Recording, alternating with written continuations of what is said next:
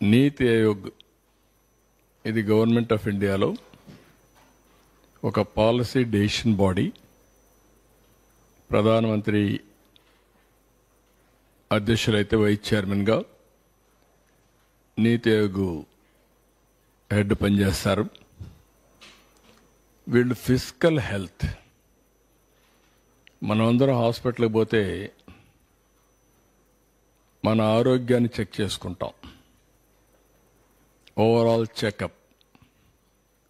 ఆ overall checkup చేసుకున్నప్పుడు మీ ఆరోగ్యం ఎక్కడుంది ఏంటి కనుక్కొని అక్కడి నుంచి ఎలాంటి సమస్యలుంటే ఆ సమస్యలు పరిష్కారం చేసుకోవడానికి ప్రయత్నం చేస్తాం. ఎప్పటికప్పుడు మన ఆరోగ్య కండిషన్స్ బెటర్గా చేసుకుంటే ఫర్దర్గా ఆరోగ్యం డిట్రియేట్ కాదు. అదే సమయంలో మనం 4 రోజులు ఎక్కువ బతికే పరిస్థితికి వస్తాం. అదే కానీ మన ఆరోగ్యం సరి అయిన సమయంలో చెక్ చేసుకోకపోతే ఎక్కడికక్కడ డిట్రియేషన్ ప్రారంభమవుతుంది. ఒక ప్రాబ్లం కాంప్లికేట్ అవుతుంది. అక్కడి నుంచి అన్ని సమస్యలు వస్తాయి. అదే మరిగా ఆర్థిక పరిస్థితి కూడా చూస్తే ఫిజికల్ హెల్త్ ఇండెక్స్ ఇది రాష్ట్ర ఆరోగ్య ఆదాయ పరిస్థితి, రాష్ట్రానికి వచ్చే వనరులు ఏవైతే ఉన్నాయో ఫైనాన్షియల్గా దాని హెల్త్ గురించి వీళ్ళు అసెస్ చేశారు. చాలా మంచి పని చేశారు. ఫస్ట్ టైం ఇది చేయాల్సిన అవసరం ఉంది. ఎప్పటికప్పుడు 30 ఏళ్ళైంది మనకు ఆర్థిక సంస్కరణలు వచ్చి. 94, 95 ఆ సమయంలో టెక్నాలజీ కూడా వచ్చింది. ఎవరైనా రాజకీయ నాయకులు పాలసీ మేకర్స్గా ఉండేవాళ్ళు కానీ జాగ్రత్తగా పనిచేస్తే రాష్ట్ర అభివృద్ధి కోసం, దేశ అభివృద్ధి కోసం, ఆ దేశంలో సమస్యలు పరిష్కారం చేయడమే కాకుండా ప్రజల యొక్క భవిష్యత్తు బంగారు భవిష్యత్తు అవుతుంది. నాయకుల యొక్క అసమర్థత కానీ, అవినీతి కానీ, తెలియంతనం కానీ ఇవన్నీ చేసి ఆ రాష్ట్రాన్ని, ఆ దేశాన్ని నాశనం చేస్తే ప్రజల భవిష్యత్తు కూడా అధోగతి అవుతుంది. ఇక్కడ అదే మీకు చూపిస్తున్నాను. కాబట్టి ప్రజలందరూ అర్థం చేసుకోవాల్సిన అవసరం ఉంది. సింపుల్గా మీరు క్యాలిక్యులేట్ చేసుకోండి. మీ ఆరోగ్య పరిస్థితి క్షీణించినప్పుడు మీరు ఏ విధంగా సఫర్ అవుతారో మీరు పని చేయలేరు. ఆరోగ్య ఖర్చులు పెరుగుతాయి, ఇంట్లో వాళ్ళకు భారం అవుతారు. అక్కడి నుంచి మీ ఇంటి ఆర్థిక పరిస్థితి, మీ ఇంటి ఆనందం కూడా క్షీణించిపోయే పరిస్థితికి వస్తుంది. మీరు అనారోగ్యంగా ఉండి ఇంట్లో వాళ్ళందరినీ కూడా ఇబ్బంది పెట్టే పరిస్థితికి వస్తారు. అదే మరిగా ఈరోజు రాష్ట్ర ఆర్థిక పరిస్థితి బాగలేనప్పుడు ఈ రాష్ట్రంలో ఉండే ప్రజలందరికీ ఇబ్బందులు వస్తాయి. సంక్షేమాన్ని ఇవ్వలేం, ఎక్కువ పన్నులు పడతాయి. మళ్ళా అప్పులు కట్టడానికి మళ్ళీ అప్పులు చేయాలి. ఈ అప్పులు చేసిన తర్వాత అభివృద్ధికి డబ్బులు ఉండవు. డబ్బులు లేకపోతే ఇది ఒక విషియస్ సైకిల్. ఈ సైకిల్లో పడిన తర్వాత బయట రావడం చాలా కష్టం. అల్టిమేట్గా బాధపడేది ప్రజలే బాధపడతారు. అలాంటి పరిస్థితి నేను మీకు ఎక్స్ప్లెయిన్ చేస్తున్నాను ఈరోజు. దీనికి నేను వెల్కమ్ చేస్తున్నాను. నీతి ఆయోగ్ చేసిన ఎక్సర్సైజ్ని వెల్కమ్ చేస్తున్నా. అందరం కూడా జాగ్రత్తగా రాష్ట్ర భవిష్యత్తు కోసరం, దేశ భవిష్యత్తు కోసరం అందరం కూడా అధ్యయనం చేసుకొని ఏ విధంగా చేయాలో ఆ విధంగా చేస్తే భవిష్యత్తులో ఈ దేశం బాగుంటుంది నా ప్రగాఢమైనటువంటి నమ్మకం, విశ్వాసం. నెక్స్ట్ ఇక్కడ వీళ్ళు చేసింది నీతి ఆయోగ్ 22, 23కి చేశారు. 18 రాష్ట్రాలు, పెద్ద రాష్ట్రాలు, ఇంకా చిన్నవన్నీ ఉన్నాయి. యూనియన్ టెరిటరీస్ అన్ని వదిలిపెట్టి జనరల్ కేటగిరీ స్టేట్స్ని తీసుకొని 18 చేశారు. ఇది 14, 15 నుంచి 22, 23 వరకు చేశారు. నా లెక్క ప్రకారం దీన్ని ఆర్థిక సంస్కరణలు వచ్చినప్పుడు చేస్తే ఇంకా బాగుంటుంది. అప్పుడు ఏమవుతుందంటే ఒక అసెస్మెంట్ వస్తుంది, ఎవరి పరిపాలనలో ఏ విధంగా రివైవ్ అయిందని కూడా. అది ఇన్ కోర్స్ ఆఫ్ టైం వచ్చే అవకాశాలు కూడా ఉంటాయి. ఇక్కడ 5 మేజర్ సబ్ ఇండికేటర్స్ చూశారు, ఇండికేటర్స్ని. 9 మైనర్ సబ్ ఇండికేటర్స్ని కూడా పెట్టారు. Major sub indicators, minor sub indicators. Quality of expenditure, మనం ఖర్చు పెట్టేది ఎక్స్పెండిచర్, టోటల్ ఎక్స్పెండిచర్లో డెవలప్మెంట్ ఎక్స్పెండిచర్ ఎంత పెడుతున్నాం. నేను ఎప్పుడూ చెప్తా ఉంటాను, సంపద సృష్టించాలి, ముందు డెవలప్మెంట్ మీద ఖర్చు పెట్టాలి, డెవలప్మెంట్ చేయాలి. దీనివల్ల సంపద సృష్టించబడుతుంది, దీనివల్ల ఆదాయం పెరుగుతుంది. ఆదాయం పెరిగినప్పుడు మళ్ళీ ఆ డబ్బుల్ని సంక్షేమానికి ఖర్చు పెడతాం, అదే మాదిరిగా మళ్ళీ డెవలప్మెంట్ కోసం ఖర్చు పెడతాం, మానవ వనరుల కోసం ఖర్చు పెడతాం. అప్పుడు ఇది ఒక సైకిల్ కింద కంటిన్యూగా నిరంతరం ముందుకు పోయే పరిస్థితి వస్తుంది. అందుకనే ఇక టోటల్ ఎక్స్పెండిచర్లో డెవలప్మెంట్ ఎక్స్పెండిచర్ ఏ విధంగా పెడుతున్నాం. టోటల్ క్యాపిటల్ అవుట్లే అంటే క్యాపిటల్ అవుట్లే ఏదైతే జిఎస్టిపి, మన రాష్ట్ర స్థూల ఆదాయం ఎంత ఉందో దానిపైన ఎంత పెట్టారు. Revenue mobilisation, state own resources revenues, మన ఆదాయం జిఎస్టిపిలో మనకు వచ్చిన ఆదాయం ఎంత వస్తూ ఉంది. State own revenue, total expenditure, ఎంత ఎక్స్పెండిచర్ పెడుతున్నాం, ఎంత రెవెన్యూ మనం కాంట్రిబ్యూట్ చేస్తున్నాం, అప్పులు చేసి కాదు. Fiscal prudence, gross financial deficit జిఎస్టిపికి, రెవెన్యూ డెఫిషిట్ జిఎస్టిపికి, debt index, interest payment revenue receipts, ఎంత ఆదాయం వస్తూ ఉంది, దానికి ఎంత ఇంట్రెస్ట్ పే చేస్తున్నాం. అవుట్ స్టాండింగ్ లైబిలిటీస్, ఎంత అప్పు ఉంది, ఎంత జిఎస్టిపి ఉంది. ఇవన్నీ కూడా చేసి డెట్ సస్టైనబిలిటీ, అప్పు చేయడమే కాకుండా అప్పు తిరిగి పే చేసే శక్తి మనకుందా లేదా, అవి చూసిన తర్వాత growth rate of interest repayments కూడా పేమెంట్స్ ఉన్నాయి. ఇవన్నీ పెట్టుకొని చేశారు. ఇది GSTP at current prices for the year 2022-23 తయారు చేసిన రిపోర్ట్. నెక్స్ట్, ఇది వీళ్ళు ఇచ్చిన రిపోర్ట్. ఈ రిపోర్ట్లో మీరు చూస్తే ఫిజికల్ హెల్త్ ఇండెక్స్ ఒరిస్సా 67.8 ఉంటే మనం 20.9, 3 రెట్లు మనకంటే 3.5 రెట్లు ఉన్నారు, పైనున్నారు. Then Chhattisgarh, then Goa, Jharkhand, Gujarat, Maharashtra, Uttar Pradesh, Telangana, Madhya Pradesh, Karnataka, Tamil Nadu, Rajasthan, Bihar, Haryana, Kerala, West Bengal, Andhra Pradesh. మన కింద ఒక్క పంజాబే ఉంది. బీమార్ స్టేట్ అని చెప్పుకున్నాడు మన ఉంటారు బీహార్ని, ఆ స్టేట్ కూడా పైన ఉంది. ఇప్పుడు మనం కిందకు వచ్చేసాం. అంటే ఇప్పుడు ఇక్కడ చూస్తే డెట్ సస్టైనబిలిటీ 0, అప్పు తీసుకొని రీపే చేసే శక్తి లేదు. అందుకే ఎవరన్నా డబ్బులు ఇవ్వాలని ఇచ్చే పరిస్థితులు లేరు మనకు. అందుకే ఎఫ్ఆర్బిఎం కూడా లేదు. అంటే ఇంత దారుణంగా చేసి మళ్ళా ఫర్దర్గా ఇది 2022-23 అయితే మళ్ళా అప్పులు చేసేశారు. అందుకే ఎంఆర్ఓ ఆఫీసులు కూడా తాకట్టు పెట్టారు. ఎంఆర్ఓ ఆఫీసులు లేదంటే గవర్నమెంట్వి లిక్కర్ తాకట్టు పెట్టడం, ఎక్కడ దొరికితే అక్కడ తాకట్లు పెట్టి ఇష్టానుసారంగా చేసేశారు. ఇది క్లియర్గా నేను చెప్పింది కాదు, ఇది నీతి ఆయోగ్ చేసిన ఎక్సర్సైజ్, ఒక రాష్ట్రాని కోసం చేసిన పని కాదు. దేశ ఆర్థిక పరిస్థితిని అధ్యయనం చేసి రాబోయే రోజుల్లో దీన్ని ఏ విధంగా ముందుకు తీసుకుపోవాలని ఒక సజెస్టివ్గా అడ్వైజరీ బాడీ అయినటువంటి నీతి ఆయోగ్ తయారు చేసిన రిపోర్ట్ ఇది. నెక్స్ట్ ఇక్కడ మీరు చూస్తే 18 రాష్ట్రాల్లో 17 రాష్ట్రం మంది బాటం అన్నింటికంటే కిందన ఉన్నాం. ఫిస్కల్ డెఫిసిట్స్ చాలా ఎక్కువగా ఉన్నాయి. డెవలప్మెంట్ ఎక్స్పెండిచర్ 10% కూడా క్యాపిటల్ ఎక్స్పెండిచర్లో పెట్టలేదు. ఇది సినారియో. దెన్ నెక్స్ట్,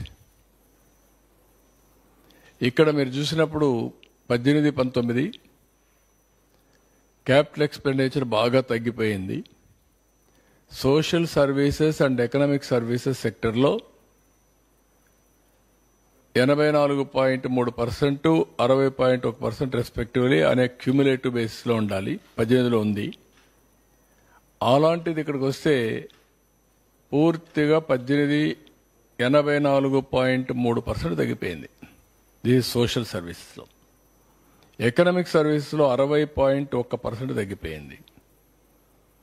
ఇక్కడికి వచ్చినప్పుడు ఇన్ ఫిగర్స్లో చూస్తే సోషల్ సర్వీసెస్ 2,369 కోట్లు, ఇది 360 కోట్లు.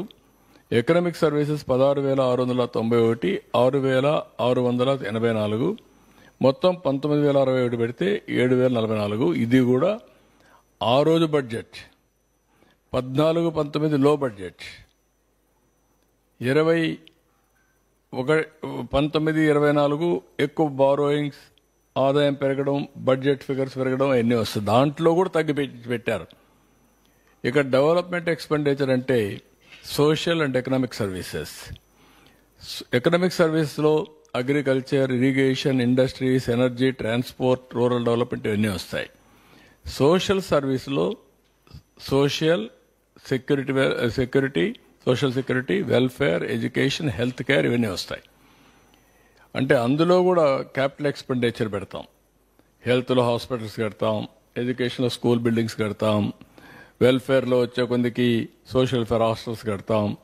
ఇలాంటి వేరియస్ దాంట్లో కూడా ఎక్స్పెండిచర్ పెట్టలేదు. నేను ఎంతో పని గిరిజనులు పెట్టాను, ఎస్సీలకు పెట్టాను అని మాట్లాడే ప్రభుత్వం ఏ మాత్రం కూడా ఒక్క రూపాయి కూడా పెట్టకుండా వచ్చిన డబ్బుల్ని ఏం చేశారో దిక్కు తెలియకుండా ఖర్చు పెట్టి మొత్తం విధ్వంసం చేసే పరిస్థితికి వచ్చారు. ఆ విషయం నేను పదే పదే చెప్పాను. ఇప్పుడు అదే విషయమే నీతి ఆయోగ్ కూడా కన్ఫర్మ్ చేశారు. నెక్స్ట్ ఇక్కడ మీరు చూస్తే share of capital expenditure to total expenditure and borrowings. ఇది మనం చూసినప్పుడు మొత్తం budget estimates under capital expenditure చూస్తే 3.5%. capex was 3.5% of the total expenditure. ఇక్కడ బారోయింగ్స్ 67,985 కోట్లు చేస్తే పెట్టింది 7,244 కోట్లు. 7,244 కోట్లు. ఇక్కడికి వచ్చే కొందికి టోటల్ ఎక్స్పెండిచర్ 2,25,843 కోట్లు పెడితే 7,244. మీరు గుర్తుపెట్టుకోవాల్సింది అప్పు తెచ్చినప్పుడు దాంట్లో కనీసం కొంత డబ్బులైనా సరే 50% తిరిగి క్యాపిటల్ ఎక్స్పెండిచర్ పెట్టుంటే ఆదాయం పెరుగుతుంది. అప్పు తెచ్చి వడ్డీ కట్టి అప్పు తెచ్చి ఇష్టానుసారంగా జలసాలు చేస్తే ఏ విధంగా ఆదాయం పెరుగుతుంది? ఆదాయం కూడా తగ్గిపోతుంది. ఇది ఒక విషయ సర్కిల్ తయారయ్యే పరిస్థితి వచ్చింది. నెక్స్ట్ ఇక్కడ మీరు చూస్తే కమిటెడ్ ఎక్స్పెండిచర్. ఈ కమిటెడ్ ఎక్స్పెండిచర్ని మొత్తం committed expenditure constitute the largest share at 51% of revenue expenditure.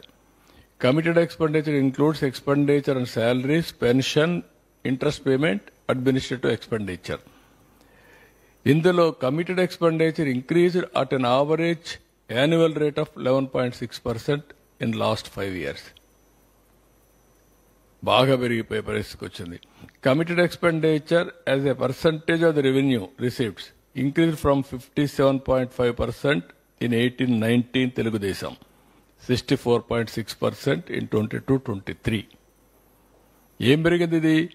ఇక్కడికి వస్తే expenditure and salaries, pensions, interest, administrative charges దుబారా విపరీతంగా ఖర్చు పెట్టి ఇష్టానుసారంగా చేశారు. దీనివల్ల ఏమైంది? రెవెన్యూ రిసోర్సెస్ అదర్ పర్పసెస్ లేకుండా పోయే పరిస్థితికి వచ్చాయి. ఇక్కడ ఈ స్లైడ్లో మీరు చూస్తే 57.5% నుంచి 18-19 64.6%. అంటే ఎక్స్పెండిచర్ యాజ్ రెవెన్యూ రిసీప్ట్స్, వచ్చిన ఆదాయంలో ఎక్స్పెండిచర్, కమిటెడ్ ఎక్స్పెండిచర్. ఇది ఎక్కడ ఎస్కేప్ కాలేము. కంపల్సరీ శాలరీస్ పే చేయాలి, ఒక నెల 2 నెలలు డిలే అవుతుంది, వడ్డీ పే చేయాలి, జప్తు చేస్తాలో డబ్బులు కూడా తిరిగి ఇవ్వరు. ఇవన్నీ చేసే పరిస్థితికి వచ్చారు. నెక్స్ట్ ఇక్కడికి వచ్చినప్పుడు రెవెన్యూ మొబిలైజేషన్. దానివల్ల ఏమైంది? రెవెన్యూ మీరు చూస్తే own revenue growth has come down 17.1 నుంచి 18-19లో 9.8 పడిపోయింది. దగ్గర 7.3% పడిపోయింది. అదే మరి ఇక్కడ వచ్చేకొద్దికి ratio of state own revenues to GSTP 7.1% నుంచి 6.4% తగ్గిపోయింది. ఇది ఒక 0.6% 7% తగ్గిపోయే పరిస్థితికి వచ్చింది. ఇక్కడ మీకు క్లియర్గా 17.1 నుంచి 9.8 falling growth rate of state own revenues. Next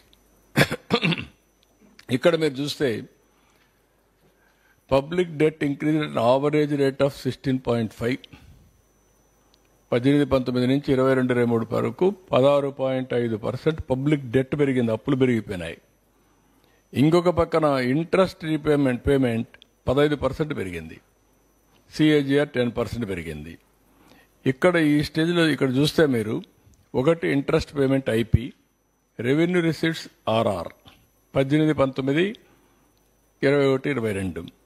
ఇక్కడ మీరు చూసినప్పుడు 29.8 నుంచి 29.5 తగ్గించాం.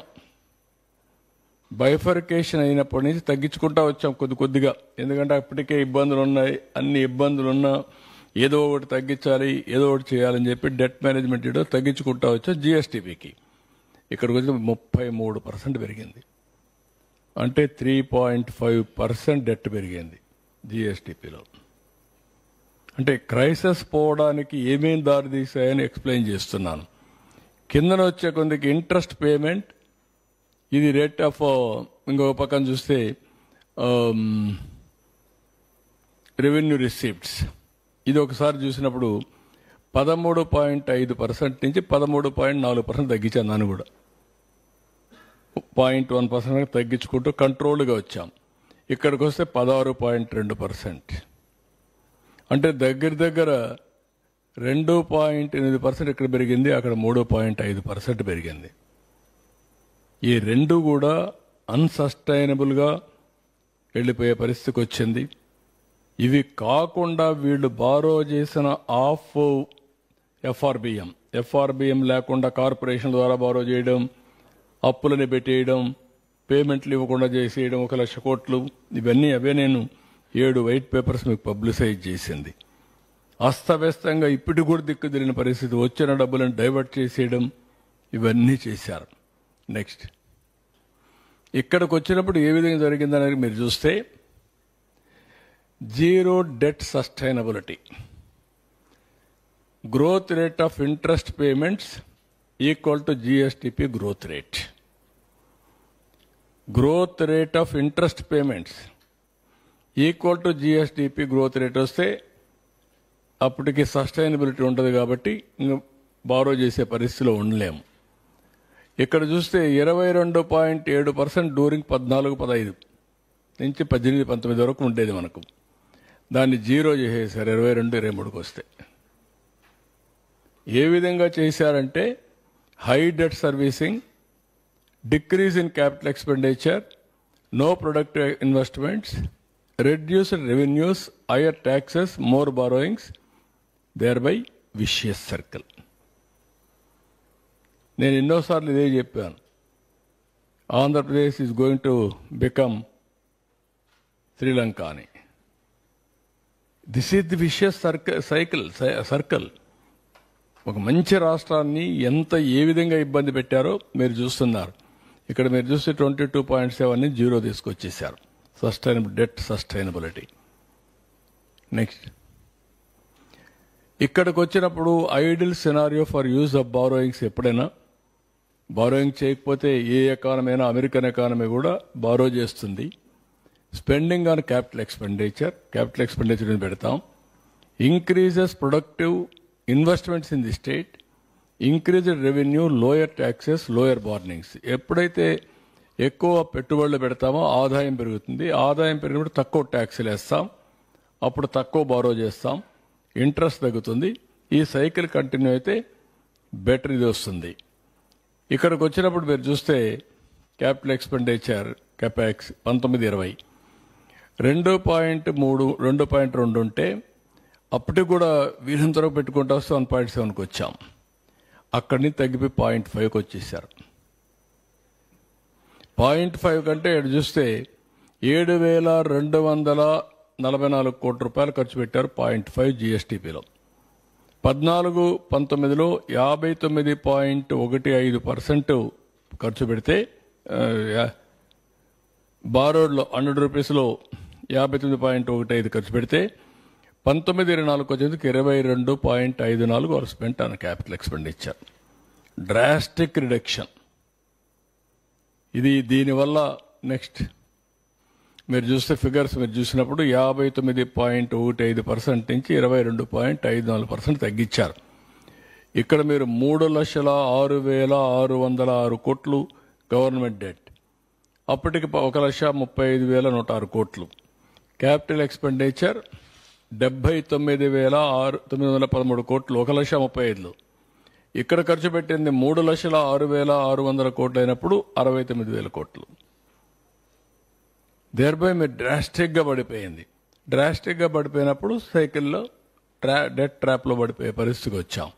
నెక్స్ట్ ఇక్కడ మీరు చూస్తే వాటర్ రిసోర్సెస్ 47,839 కోట్లు ఖర్చు పెడితే వీళ్ళు 20,752 కోట్లు ఖర్చు పెట్టారు. ట్రాన్స్పోర్ట్, రోడ్స్, బిల్డింగ్స్ 8,825 కోట్లు ఖర్చు పెడితే 1,357. మీకు అందుకే గుంతలు పడిపోయినాయి రోడ్లన్నీ. మెయింటైన్ చేయకపోతే గుంతలు పడిపోతే ఏమవుతాయి? ఈరోజు గుంతలన్నీ పూడ్చడానికి మాకు భారీ ఎక్స్పెండిచర్, భారీ సమస్యలు. ఇక్కడ మీరు ఈ ఫిగర్ చూస్తే వాటర్ రిసోర్సెస్ డబ్బులే ఖర్చు పెట్టలేదు. ఈ డబ్బులు కూడా ఓన్లీ ఎస్టాబ్లిష్మెంట్, ఒక్క ప్రాజెక్ట్ పూర్తి చేయలేదు. సోషల్ వెల్ఫేర్ గురించి మాట్లాడతారు. 1,045 కోట్లు అయితే 405 కోట్లు. Women, children, differently abled and senior సిటిజన్స్కి 357 అయితే 186. Information technology, electronics and communications 289, 0. Industries and commerce 1142, 965. ఇక్కడికి వచ్చినప్పుడు tribal welfare 609, 229. Infrastructure and investment 732, 372. అంటే ఇది కూడా మళ్ళా అది 3 లక్షలు, ఇది 1,35,000 కోట్లు డెట్. ఆ ఫిగర్లో మీరు చూసినప్పుడు డెట్ తక్కువ ఉన్నప్పుడు ఎక్కువ ఖర్చు పెట్టాం. డెట్ తెచ్చి ఇష్టానుసారంగా జల్సాలు చేశారు. ఎక్కడ పోయి తెలియదు. మొత్తం రాష్ట్రాన్ని డెట్ ట్రాప్లో నెట్టేసే పరిస్థితికి వచ్చారు. క్యాపిటల్ స్పెండింగ్ దగ్గర 60% తగ్గిపోయింది 5 ఏళ్లలో. 5 ఏళ్లలో మనం పెట్టాం క్యాపిటల్ ఎక్స్పెండిచర్ రెడ్యూస్ బై అప్పటికి ఇప్పటికి ఒక 60% తగ్గే పరిస్థితికి వచ్చింది 14-19కి, 19-24కి. నెక్స్ట్ ఇవన్నీ మీరు చూసినప్పుడు ఈ సినారియో చూస్తే 17 అవుట్ ఆఫ్ 18 వచ్చినప్పుడు అప్పుడు 20.9% స్కోరు. ఈరోజు మనం చూస్తే క్వాలిటీ ఆఫ్ ఎక్స్పెండిచర్ 14-15, 18-19కి 47.4 ఉంది. ఇప్పుడు 31.4కి వచ్చింది, 15th ర్యాంక్. రెవెన్యూ మొబిలైజేషన్ 29.7, 22.1కి వచ్చింది, 16. డెట్ సస్టైనబిలిటీ 22.7, ఇప్పుడు 0, 18వ ప్లేస్. ఇది ఆ ఇండికేటర్స్లో వచ్చినటువంటి మొత్తం రిజల్ట్స్ ఇవన్నీ. దెన్ ఇక్కడ మీరు చూసినప్పుడు మొన్న కూడా మీకు చూపించాను. ఇవన్నీ కూడా ఆంధ్రప్రదేశ్ ఆల్ ఇండియా 13.49% ఆ రోజు గ్రో అయ్యాం. 4.41, 4.45% షేర్ ఆల్ ఇండియా జీడీపీలో. ఈ ఫిగర్ కూడా మ్యానిపులేట్ చేశారు. అన్ని ఫిగర్స్ బాగున్నాయి మీరు చూడండి. 13, 15, 13, 14, 15. ఈ ఫిగర్ వీళ్ళు వచ్చారు 19లో. ఏప్రిల్లో వస్తాను ఈ ఫిగర్ అంతా మేనేజ్ చేశారు. దానికే తగ్గించారు, మ్యాక్సిమం తగ్గించడం. అక్కడ కూడా టింకర్ చేశారు. టింకర్ చేసి దాన్ని కింద తీసేపోయి ఎలా ఉంటుంది, ఇంకా చాలా తక్కువ ఉండేది 19-20, దాన్ని తీసిపోయి యాడ్ చేసుకున్నారు. ఏదేమైనా this is the figure. All India లెవెల్లో 10.98 అయితే ఇక్కడ మనం 13.49 గ్రో అయ్యాం అప్పట్లో. ఇప్పుడు వచ్చే కొందికి వీళ్ళు మొత్తం ఆవరేజ్ గ్రోత్ రేట్ అంతా వస్తే 10.32కి వచ్చారు. 4.82 పెరిగింది ఆల్ ఇండియా షేర్. ఇక్కడ 9.88, 9.58 గవర్నమెంట్ ఆఫ్ ఇండియా పెరిగారు నేషనల్ లెవెల్లో. ఇప్పుడు వచ్చే 12.94 వచ్చింది. ఇది 4.96 కాంట్రిబ్యూషన్ టు జీడిపి. మొత్తం జీడిపి ఇది 9.7. ఇది in terms of $1 trillion, 0.19, 3.82 trillion US dollars. ఇక్కడికి వచ్చినప్పుడు ఈ రేషియోలో కానీ పెరుగునుంటే నెక్స్ట్ 5 ఏళ్లలో మా ఆలోచన ఏంటంటే 15% పెంచాలని. 13.65 పైనే ఉండాలి, అది 15 పెరిగి ఉండాలి. దాన్ని 10కి తగ్గించేశారు. ఈ రేషియోలో పెరుగుంటే 7 లక్షల కోట్ల రూపాయలు జీఎస్టీపీ తగ్గిపోయింది. 7 లక్షల కోట్ల రూపాయలు అయితే 76,195 కోట్ల రూపాయలు అడిషనల్ రెవెన్యూ వచ్చేది. ఆ డబ్బులు వచ్చుంటే ఆ డబ్బులు ఖర్చు పెడితే ఈ అప్పులు చేసే పని ఉండేది కాదు, ఈ క్రైసిస్ వచ్చేది కాదు, ఈ విషియస్ డెట్ ట్రాప్లో పడేవాళ్ళం కాదు. ఇది ఇంపార్టెంట్ మీ అందరికీ. అందుకే నేను ఎప్పుడు కూడా హై గ్రోత్ రేట్ అంటాను. ప్రజల్లో యాస్పిరేషన్స్ ఉన్నాయి, కోరికలు ఉన్నాయి. వాళ్ళ కోరికలు తీర్చాలంటే మనం కూడా తగిన విధంగా రెవెన్యూ పెరగాలి. రెవెన్యూ పెరగాలి అంటే అభివృద్ధి జరగాలి. అభివృద్ధి జరిగితే రెవెన్యూ పెరుగుతుంది, రెవెన్యూ పెరిగితే సంక్షేమాలు ఇస్తాం, దానిపైన మళ్ళీ అభివృద్ధి చేస్తాం. ఆ సైకిల్ కంటిన్యూ అవుతుంది. ఇది దీనివల్ల ఈ ప్రభుత్వం వచ్చిన దానివల్ల సంవత్సరానికి మీరు చూస్తే 76,000 కోట్ల రూపాయలు నష్టం వచ్చే పరిస్థితికి వచ్చింది ఆ గ్రోత్ రేట్ వల్ల. నెక్స్ట్, ఇది పర్ క్యాపిటల్ ఇన్కమ్ కూడా సేమ్ థింగ్. ఇప్పుడు మీరు చూస్తే ఆ రోజు ఈ ఫిగర్ మేనేజ్ చేసిన ఆంధ్ర తెలంగాణ రెండు పోటాపోటీని వెళ్ళాం. ఎందుకంటే మాకు ఎట్టి పరిస్థితుల్లో బైఫర్కేషన్ అయిన తర్వాత తెలంగాణకు కొన్ని అడ్వాంటేజెస్ ఉన్నాయి. హైదరాబాద్ సిటీ ఉంది, దీన్ని కూడా మనం పుష్ చేయాలి అని అగ్రికల్చర్ కానీ, ఇండస్ట్రీ కానీ, సర్వీస్ సెక్టర్ కానీ పుష్ చేశాం. దానివల్ల 13.49% పెంచాం జీఎస్టీపీ. వాళ్ళు కూడా అక్కడ ఉండే అవకాశాలు ఉన్నాయి కాబట్టి 13.69 పెరిగారు. ఇది పెరిగితే ఇంకొంచెం ఎక్కువ అయింది, దాని కింద తీసేపారు, వేరే విషయం. ఇక్కడికి వస్తే 10.59, 12.09 బాగా డ్రాస్టిక్గా పడిపోయింది. దానివల్ల వ్యత్యాసం జీఎస్టీపీ అక్కడ పెరిగింది. రెండోది పర్ క్యాపిటల్ ఇన్కమ్ పెరిగింది. రెండు కూడా మళ్ళీ ఇప్పుడు మీరు చూసినప్పుడు నెక్స్ట్ ఇక్కడ GSTP of AP in 18-19 was higher than that of Telangana by 17,000 crores. However, by 23-24 వచ్చే కొందికి బాగా 62,000 కోట్లకి తగ్గిపోయే పరిస్థితికి వచ్చింది.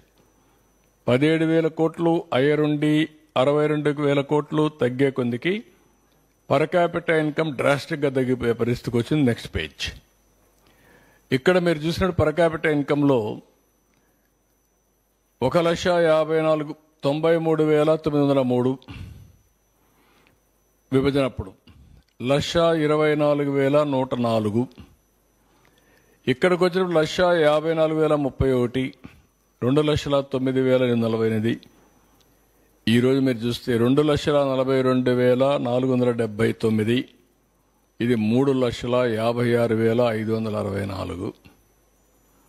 అంటే మీరు ఇండికేషన్ ఏంటి, 55,817 రూపాయలు డిఫరెన్స్ని డబుల్ అయిపోయింది. ఇప్పుడు 1,14,085 అయింది 23-24.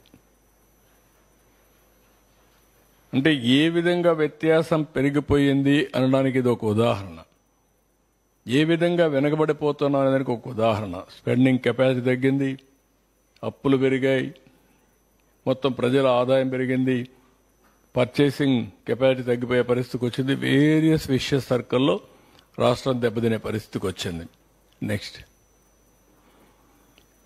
ఇది సదర్న్ స్టేట్స్ ఒక కంపారిజన్ చూపించాం, మీకు మొన్న కూడా చెప్పాను, ఇది పెద్దగా అవసరం ఉండదు. నెక్స్ట్, ఇక్కడికి వచ్చినప్పుడు రివైవల్ కింద రాష్ట్రాన్ని మళ్ళీ ఫిస్కల్ హెల్త్ ఇండెక్స్ ఇంప్రూవ్ చేయడానికి ఏమేం చేయాలని ఆలోచిస్తున్నాం. దీని మీద ఎన్హాన్సింగ్ క్యాపిటల్ ఎక్స్పెండిచర్ పెంచడం, కమిటెడ్ స్పెండింగ్ చేయడం, దీని మీద రెవెన్యూ సోర్స్ అన్ని కూడా ఏ విధంగా చేయాలనో diversifying revenue sources for a greater resilience తీసుకురావడం, ఎన్ఫోర్ స్ట్రిక్ట్ ఫిస్కల్ డిసిప్లిన్ తీసుకురావడం, ఇవన్నీ కూడా శ్రద్ధ పెట్టాం. We're working in that. ఇక్కడికి వచ్చినప్పుడు డిఫికల్ట్ టైమ్స్లో మేము వచ్చిన తర్వాత మీరు చూస్తే 7 వైట్ పేపర్స్ అన్ని పబ్లిసైజ్ చేశాం. అదే మాదిరిగా కరెక్షన్స్ కోసం నవంబర్లో 24లో బడ్జెట్ని చాలా రోజులు హోంవర్క్ చేసి చాలా కష్టపడి దాన్ని ట్రాక్లో పెడుతూ ఆ ఎక్సర్సైజ్ చేశాం. ఇదైనా పోలవరం డయాఫామ్ వాల్ మళ్ళా ఇప్పుడు ట్రాక్లో పెట్టి దాన్ని స్టార్ట్ చేసాం. 2022కి పూర్తి చేస్తాం. అదే మరి అమరావతి వర్క్స్ అని కూడా స్టార్ట్ అయినాయి. Visakhapatnam steel plant, Visakhapatnam railway zone, అదే మరిగా డెవలప్మెంట్ ఇవన్నీ కూడా స్టార్ట్ చేసే పరిస్థితికి వచ్చాం. నెక్స్ట్, ఇది లాస్ట్ టైం కూడా చెప్పాను. ఎందుకు మేము ఇది పదే పదే చెప్పుతున్నాను అనేదానికి ఇది మళ్ళా ఒక జస్టిఫికేషన్. మీకు 7.50 అయితే మొత్తం కలిసి 2047కి ఆంధ్రప్రదేశ్ 75 లక్షలే ఉంటుంది జిఎస్టిపి. అంటే $0.62 ట్రిలియన్ ఎకానమీ అవుతుంది. పర్ క్యాపిటల్ ఇన్కమ్ 13,18,795 అవుతుంది. అదే మరి ఇక్కడికి వచ్చాక 10% అయితే $130 ట్రిలియన్ అవుతుంది, లక్షల కోట్లు అవుతుంది. అదే జిఎస్టిపి ఒక $1.03 ట్రిలియన్ దీన్ని తీసేస్తే ఇక్కడికి వస్తే 21,86,000 పర్ క్యాపిటల్ అవుతుంది. 12.5 అయితే 214 లక్షల జిఎస్టిపి అవుతుంది. ఇక్కడికి వస్తే 35,85,000 పర్ క్యాపిటల్ ఇన్కమ్ వస్తుంది. 15% అయితే 347 లక్షల కోట్లు జిఎస్టిపి వస్తుంది. 58 లక్షల రూపాయలు పర్ క్యాపిటల్ వస్తుంది. This is where you have to think. ఇక్కడ డబల్ అయితే 4.4 టైమ్స్ జిఎస్టిపి పెరుగుతుంది, పర్ క్యాపిటల్ పెరుగుతుంది. దీనికి కావాల్సినటువంటి దీని మీద ఆదాయం పెరుగుతుంది, అప్పులు తగ్గుతాయి. ఇంకొక పక్కన సంక్షేమ కార్యక్రమాలు, ఎంపవర్మెంట్కి డబ్బులు వస్తాయి. ఇది పెరగకపోతే ఇక్కడే ఉంటే ఇక్కడే ఉంటాం. వీళ్ళు చేసినటువంటి అప్పులు చేసిన దానికి వడ్డీ కూడా కట్టలేం. ఆంధ్రప్రదేశ్ రాష్ట్రానికి ఎట్టి పరిస్థితిలో 15+ గ్రోత్ ఉంటే తప్ప మనం సర్వైవ్ అయ్యే పరిస్థితి. ప్రజలకు యాస్పిరేషన్స్ కూడా ఫుల్ఫిల్ చేసే పరిస్థితిలో ఉండం. అదే తెలుగుదేశం ప్రభుత్వం, ఎన్డీఏ ప్రభుత్వం దాన్ని గ్యారప్ చేస్తున్నాం. అందుకే 12.94 గ్రో అయ్యాం. నెక్స్ట్ ఇయర్ నుంచి 15% పైన గ్రో కావాలి. అదే మా ఫైనాన్స్ మినిస్టర్కి, ఫైనాన్స్ సెక్రటరీకి వీళ్ళకు కూడా చెప్తున్నా. దానికి ప్రణాళికలు తయారు చేసుకుంటున్నాం. We're working on that. Next, ఇక్కడ మేము చెప్పిన సూపర్ 6లో ఎన్టీఆర్ భరోసా ఎక్కడా ఇవ్వని విధంగా 3,000 నుంచి 4,000 చేశాం. 2,800 కోట్లు నెలకిస్తున్నాం. 33,000 కోట్ల రూపాయలు సంవత్సరానికి పేదవాళ్లకు 64 లక్షల కుటుంబాలకు డబ్బులు ఇచ్చే పరిస్థితికి వచ్చాం. 100% సాటిస్ఫాక్షన్ చూస్తున్నాం. డెలివరీ మెకానిజం చూస్తున్నాం. ఎక్కడా ఇబ్బంది లేకుండా చేస్తున్నాం. దీపం 2 ఇది కూడా రిలీజ్ చేశాం. దీనికి కూడా రియల్ టైంలో వాళ్ళకి డబ్బులు ఇస్తూ 3 సిలిండర్లు ఉచితంగా ఇస్తున్నాం. 895 కోట్లు డబ్బులు కూడా ఇప్పటికే రిలీజ్ చేశాం. ఇంకొక పక్కన అన్నా క్యాంటీన్ రివైవ్ చేశాం. ₹5 204 అర్బన్ సెంటర్స్లో పెట్టాం. రూరల్ సెంటర్స్ కూడా ఇప్పుడు తీసుకుంటున్నాం. Every constituency mega DSC by June position చేస్తాం. New policies, free sand policy, liquor policy, clean energy policy, industries, food processing, MSME ఇవన్నీ తీసుకొచ్చాం. ఇంత మునుపు 6 నెలలకు ఒకసారి, 3 నెలలకు ఒకసారి ఇచ్చే పెన్షన్ని లేకపోతే జీతాలని రెగ్యులరైజ్ చేశాం. ఎవ్రీ మంత్ ఫస్ట్కి ఇస్తున్నాం. అవుట్ స్టాండింగ్ లయబిలిటీస్ కూడా క్లీనప్ చేసుకుంటూ వస్తున్నాం. ఇప్పుడు మీరు చూస్తే 8,258 కోట్లు ఇరిగేషన్కి, రోడ్స్కి, వర్క్స్కి ఇవన్నిటికి ఇచ్చే మళ్ళా ఎకనామిక్ యాక్ట్ రివైజ్ చేశాం. పంచాయతీరాజ్లో దగ్గర 1443 కోట్లు రిలీజ్ చేశాం. ఫైనాన్స్ కమిషన్ డబ్బులు తీసుకొచ్చాం. సెంట్రలీ స్పాన్సర్డ్ స్కీమ్స్ 9,015 కోట్ల రూపాయలు ఇచ్చేసి దగ్గర 73 స్కీమ్స్ని రివైవ్ చేశాం.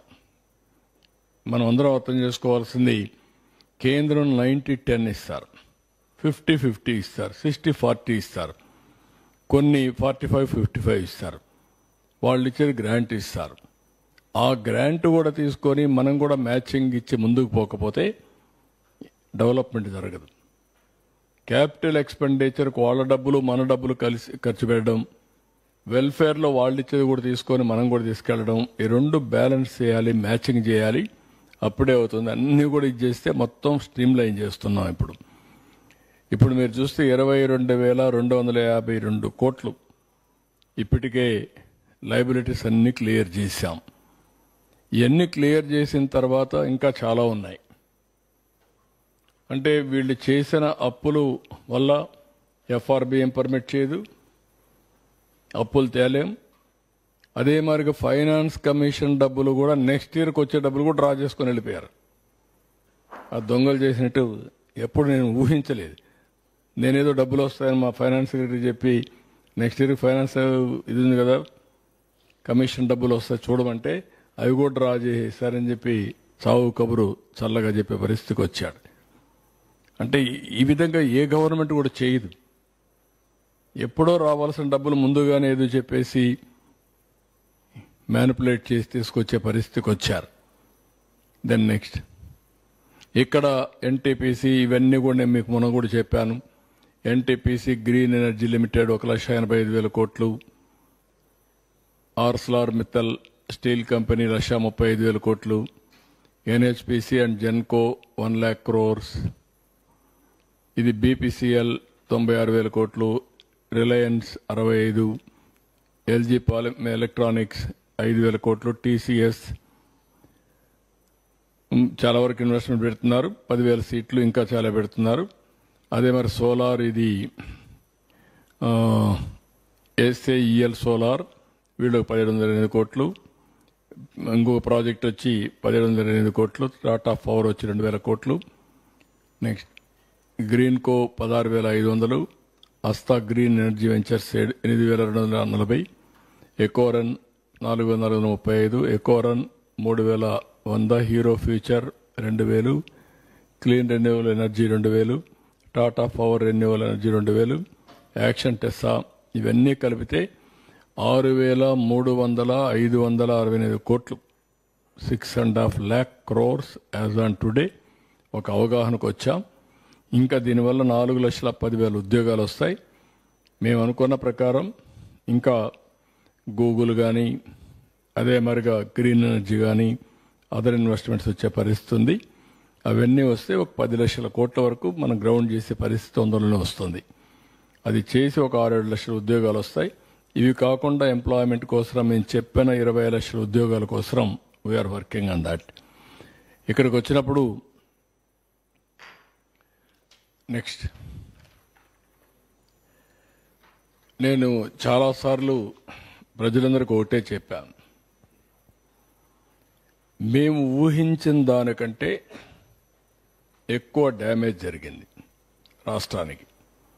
మా దగ్గర లెక్కలు లేవు.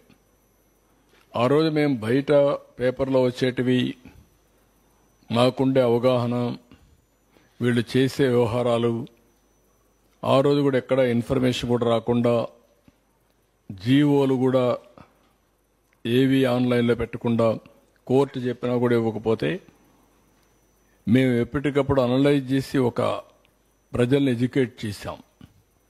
మాకంటే ప్రజల్లో ఇంకా డెప్త్కి వెళ్ళారు. అంటే వాళ్ళ యొక్క ఇంట్యూషన్ పనిచేసింది. అందుకే 93% స్ట్రైక్ రేట్ ఇచ్చారు. ప్రజలు డెస్పరేట్గా ఉన్నారు. ఈ గవర్నమెంట్ వల్ల పూర్తిగా నష్టపోయామని పూర్తిగా నమ్మి విశ్వాసం పెట్టి ఇచ్చారు. మేము వచ్చిన తర్వాత డిగ్ చేస్తూ ఉంటే మొత్తం డిపార్ట్మెంట్స్ అన్ని అనలైజ్ చేస్తే ఊహించనటువంటి నష్టం జరిగింది రాష్ట్రానికి. నేను ఆ రోజు చెప్పినదంతా ఈరోజు నీతి ఆయోగ్ కూడా కన్ఫర్మ్ చేసే పరిస్థితికి వచ్చారు. ఏవైతే 7 వైట్ పేపర్స్ పబ్లిసైజ్ చేసి ఎడ్యుకేట్ చేశామో అది వాళ్ళు కూడా కన్ఫర్మ్ చేసే పరిస్థితికి వచ్చారు. కడాన మీరు చూస్తే బీహార్ స్టేట్ అనుకునే బీహార్ కూడా మనకంటే ముందుండే పరిస్థితికి వచ్చింది. వాళ్ళకంటే వెనకాలన్నాం. ఈ పరిస్థితిలో ఏ విధంగా అప్పులు వస్తాయో కూడా ప్రజలు ఆలోచించాల్సిన అవసరం ఉంది. కానీ అస్తవ్యస్తమైన వ్యవస్థలన్నీ కూడా ఒక్కొక్కటే గట్టెక్కిచ్చాం. ఘాట్లో పెట్టాం. అయితే వెంటిలేటర్ పై నుండి రాష్ట్రాన్ని వెంటిలేటర్ తీశాం, కానీ ఇంకా పరిగెత్తించే పరిస్థితి రాలా. అన్ని వ్యవస్థలు కూడా చిన్న భిన్నం అయిపోయినాయి. ఒక్కొక్కటే పెట్టుకుంటూ వస్తున్నాం. నేను ముందు కూడా చెప్పాను, అభివృద్ధి చేయాలి. అభివృద్ధి చేస్తే సంపద సృష్టించబడుతుంది. సంపద సృష్టిస్తే ఆదాయం పెరుగుతుంది. ఆదాయం పెరిగితే ఆ డబ్బుల్ని మళ్లీ సంక్షేమానికి, అభివృద్ధికి ఖర్చు పెట్టే పరిస్థితి వస్తుంది. ఎప్పుడైతే ఎక్కువ గ్రోత్ రేట్ మనం సాధించగలిగితే రెవెన్యూ కూడా ఎక్కువ వస్తుంది. ఎంత రెవెన్యూ ఎక్కువ వస్తే దానివల్ల మన దగ్గర డబ్బులు కొంతవరకు ఆదాయం పెరుగుతుంది. ఆ ఆదాయాన్ని మళ్లీ సంక్షేమానికి ఖర్చు పెడతాం. అప్పులు తగ్గించుకునే అవకాశం వస్తుంది. ఇంకొక పక్కన వడ్డీ కూడా తగ్గే పరిస్థితి వస్తుంది. ఈరోజు మీరు చూస్తే అప్పు ఇవ్వని పరిస్థితి వచ్చింది. ఇష్టానుసారంగా వడ్డీ లెఫ్ట్ అండ్ రైట్ పెంచేశారు. ఎప్పుడు కూడా ఒక వ్యక్తి దివాలా తీస్తున్నాడంటే రిస్క్ ఫ్యాక్టర్ ఉంటుంది. ఆ రిస్క్ ఫ్యాక్టరీతో వడ్డీ కూడా పెంచేస్తారు. అందుకే 4 రూపాయలు వడ్డీ అంటారు, 5 రూపాయలు వడ్డీ అంటారు. అమారిగా వీళ్ళు కూడా అమారీ చేసే పరిస్థితికి వచ్చారు. ఇప్పుడంతా కూడా డెట్ రీషెడ్యూలింగ్కి వెళ్తున్నారు. రీషెడ్యూలింగ్ మనం మొత్తం మళ్ళా కట్టేసి రీపే చేసి ఆ ఇంట్రెస్ట్ తగ్గించుకొని మళ్ళా ఏ విధంగా చేయాలనో క్లీనప్ చేయాలనుకుంటున్నాం. మారిటోరియం కూడా అడుగుతున్నాం. డెట్ స్వాపింగ్ అనలేం కానీ రీషెడ్యూలింగ్ ఇది. నీకు స్వాపింగ్ ఎక్కడే సార్ డెట్ వాళ్ళు. కాబట్టి మెథడాలజీ ఏమైనా గవర్నమెంట్ ఆఫ్ ఇండియాతో మాట్లాడి అన్ని బ్యాంక్స్తో మాట్లాడి అవన్నీ చేస్తున్నాం. ఇవన్నీ చేసి దీన్ని రాబోయే రోజుల్లో నేను చెప్పిన ఫిలాసఫీ ప్రకారం మోర్ మనీ ఉంటే మోర్ క్యాపిటల్ ఎక్స్పెండిచర్ పెడతాం, మోర్ గ్రోత్ రేట్ వస్తుంది, మోర్ రెవెన్యూ వస్తుంది, సస్టైనబిలిటీ వస్తుంది. ఆ సస్టైనబిలిటీ వస్తేనే ప్రజలకు ఎంపవర్మెంట్ జరుగుతుంది. మేము చెప్పిన సూపర్ 6 ఇస్తాం, ఇంకా బెటర్గా ఇస్తాం, P4 తీసుకొస్తాం. ఇలాంటివన్నీ చేసి మళ్ళీ డెవలప్మెంట్, వెల్ఫేర్ రెండు కూడా బ్యాలెన్స్ చేసుకుంటూ పర్ క్యాపిటల్ ఇన్కమ్ పెంచితే బెటర్ లివింగ్ స్టాండర్డ్స్ వస్తాయి. ఆదాయం పెరగాలి. సంవత్సరం తలసరి ఆదాయం పెరగాలి, తలసరి ఖర్చు తగ్గాలి. మీరు చూస్తే ఇప్పుడు నేను చూపలేదు కానీ ఒక స్లైడ్లో తలసరి ఆదాయం తగ్గింది, తలసరి అప్పు పెరిగింది. పర్ క్యాపిటల్ ఇన్కమ్ తగ్గిపోయి పర్ క్యాపిటల్ డెట్ పెరిగిందంటే అది వీళ్ళు వేసినటువంటి భారం. దీనికోసమే నేను ప్రజలందరినీ కోరుతున్నా. కొంతమందికి కొన్ని ఆలోచనలు ఉన్నాయి, ఏంటి ఇంకా అయిపోలేదని. నేను ఎన్నోసార్లు చెప్పాను, 3 సార్లు ముఖ్యమంత్రిగా చూశాను, కానీ 3 సార్లు లేని ఇబ్బంది ఈసారి చూస్తున్నాను. విశ్వ ప్రయత్నాలు చేస్తున్నాను. అన్ని విధాల ఎంత పుష్ చేయాలంత పుష్ చేస్తున్నాం.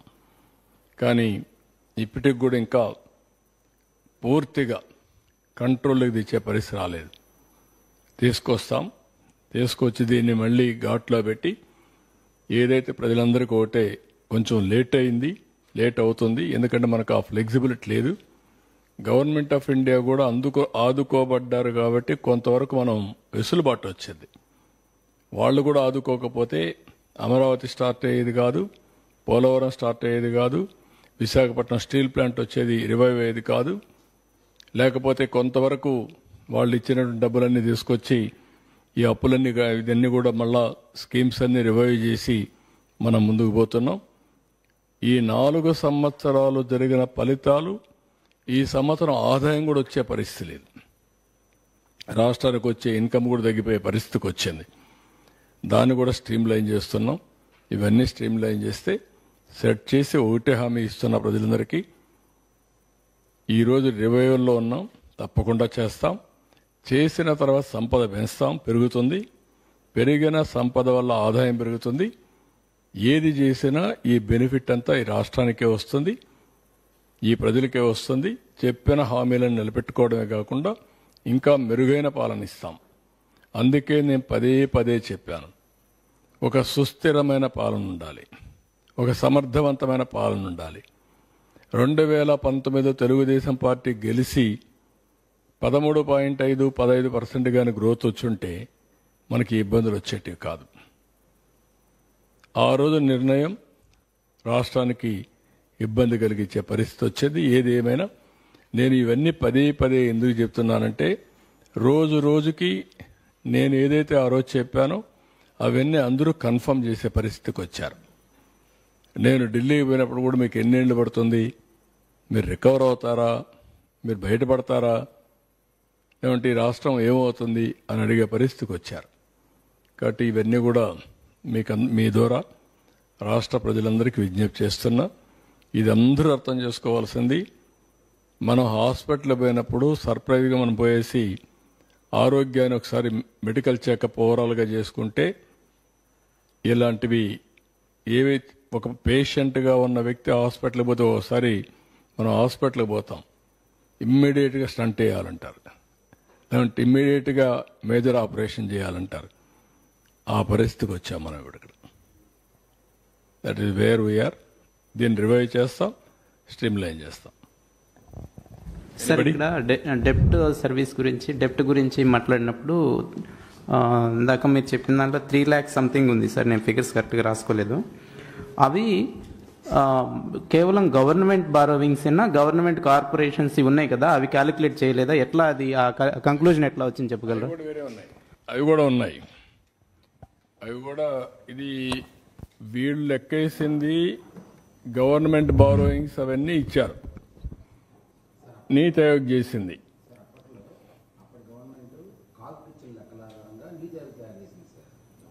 చాలా వాస్తవాలు బయట పెట్టలేదు. అనధికార అప్పులు ఉన్నాయి, ఎఫ్ఆర్బిఎం లోబడి దాన్ని వర్తించకుండా చేసిన అప్పులు ఉన్నాయి. అవన్నీ లెక్కిస్తే ఈ ప్రజెంటేషన్ అలా ఉంటే ఇంకా బాగుండేది సార్. ఇది నీతి ఆయోగ్ రిపోర్ట్. అంటే నేనేమంటాను, నీతి ఆయోగ్లోనే ఈ విధంగా ఉంటే మనం ఎక్కడున్నాం, మీరు ఆఫ్ బారోయింగ్స్ అవన్నీ ఎక్కడున్నాం, మనం వైట్ పేపర్లో ఇచ్చాం మనం. కాదు సార్, ఇదే పారామీటర్స్లో అవన్నీ కనుక కలెక్ట్ చేసి కనుక చేస్తుంటే ఎంత ఘోరమైన పరిస్థితితో ఇంకా కళ్ళగట్టేది సార్. అది కూడా ఒకసారి ఇస్తాను. ఇది పార్షియల్గానే చెప్పినట్టు సార్. ఇది పార్షియలే. ఇది వాళ్ళు ఇచ్చిన లెక్కని చూసి చెప్పాం తప్ప మనం మొత్తం చేసింది కాదు. మనం ఇచ్చిన లెక్క వేరే ఉన్నాయి. వైట్ పేపర్లో చాలా డెప్త్కి వెళ్ళి ఇచ్చాం. బడ్జెట్ బారోయింగ్స్ లేవు అని అదే, అందుకనే మనం ఆ పెండింగ్ పేమెంట్స్ కూడా దీంట్లో లేవు. అవన్నీ లేవు కాబట్టి అవి యాడ్ చేసి ఇంకా వరస్ట్గా ఉన్నాం. ఎఫ్ఆర్బిఎం తీసుకొచ్చినవి కూడా లేవండి ఇందులో. అదే మొత్తం వాళ్ళు చేసినట్టు ఫైనాన్స్ కమిషన్ బారోయింగ్స్ కూడా ముందు తీసుకున్న డబ్బులు కూడా లేవు. ఎవ్రీథింగ్. అందుకని నేను ఏమంటానంటే, ఎవడు ఊహించనటువంటి ఆర్థిక పరిస్థితిని తీసుకొచ్చారంటే రాష్ట్రంలో. Never we expected. మొన్న వైట్ పేపర్స్ ఇచ్చాం, కానీ ఇప్పుడు నేను జస్టిఫికేషన్ ఎందుకు చేశానంటే, నీతి ఆయోగ్ ఇచ్చిన రిపోర్ట్ని బేస్ చేసుకుంటేనే ఈ పరిస్థితి ఉంది.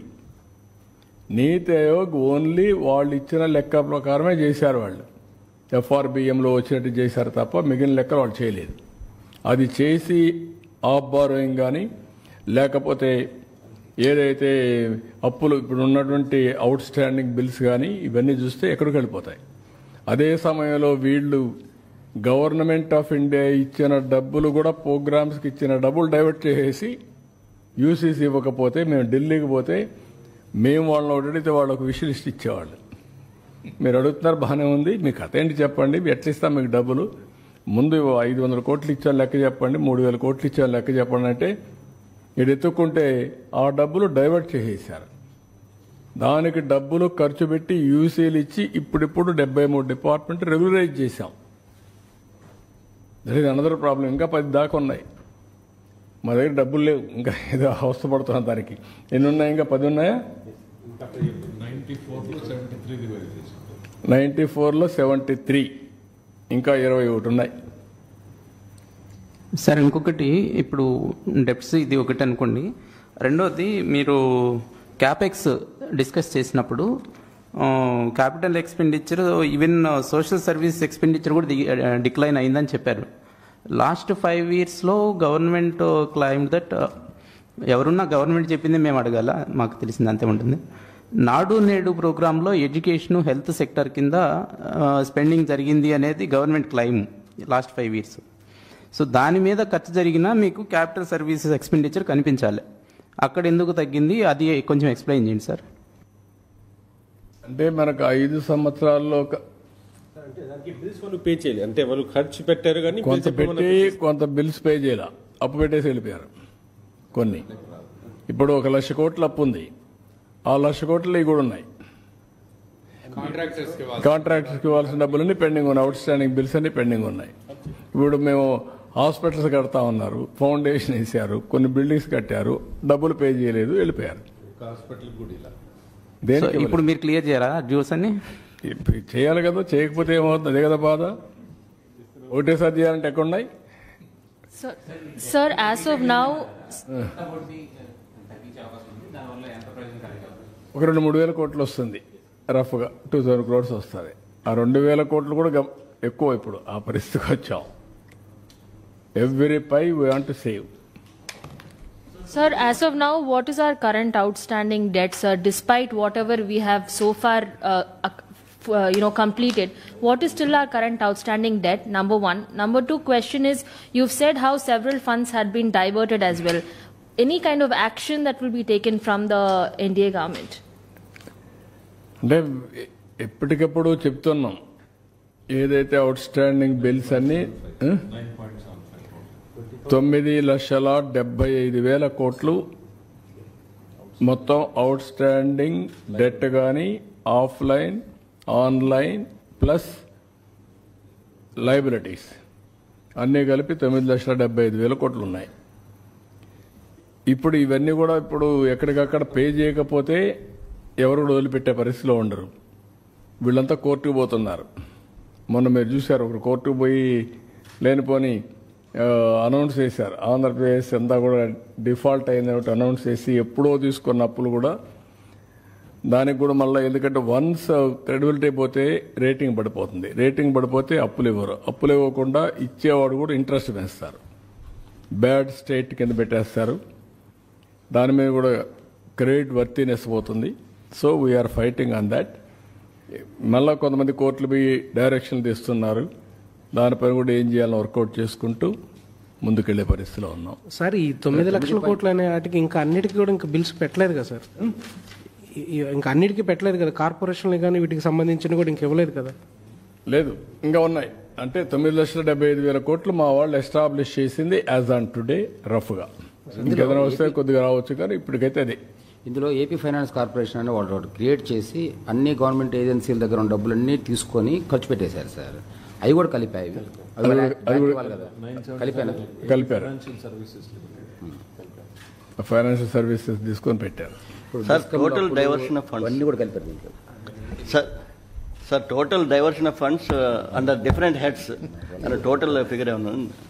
అంటే ఇప్పుడు నేను చూపించాను కదా, ఒక 12,000 కోట్ల దగ్గర మొత్తం మేము కట్టామని, యూసీస్ కానీ అవన్నీ కానీ అన్నీ కట్టి మళ్ళీ రివైజ్ చేసాం యాజ్ ఆన్ టుడే. కొన్ని దాంట్లో బిల్స్ కూడా ఉన్నాయి.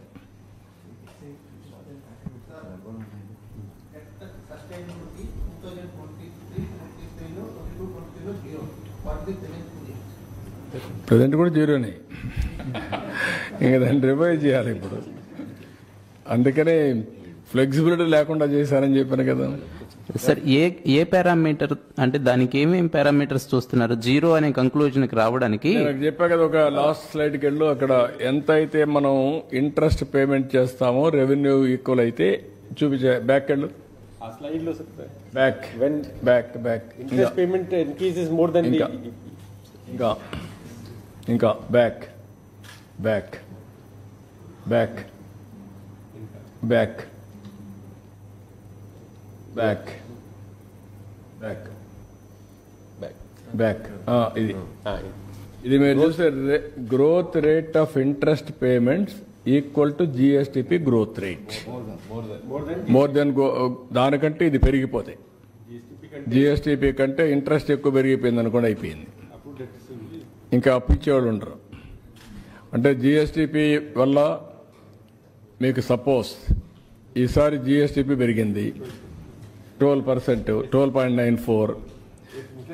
దాంట్లో జిఎస్డిపి 12.94 అంటే ఎంత వస్తుంది మొత్తం 16 లక్షల్లో? మనకు 14,40,40,000 నుంచి 16 లక్షల వచ్చింది sir. So increases by 12.9.94%. Interest rate sir is increasing more than 12.94%. అదే మెయిన్ గా భారం ఎక్కువ పెరుగుతుంది. అంటే ఈ సంవత్సరం మన బ్యాక్ మోర్ దెన్ 12% పెరిగితే దాని it is debt system zero. ఇంకా బ్యాక్ ఎక్కడ ఉంది? ఇది ఇక్కడ అది చూపిస్తామనుకున్నా. గ్రోత్ రేట్ మన ఇప్పుడు ఇయర్ గ్రోత్ రేట్కి వెళ్ళండి, అప్పుడు ఒక ఐడియా వస్తుంది. ఇయర్ గ్రోత్ రేట్ అంటే దాంట్లో మళ్ళా రేట్ ఆఫ్ ఇంట్రెస్ట్ లేదు, ఇంట్రెస్ట్ పేమెంట్స్ లేవు. నెక్స్ట్ నెక్స్ట్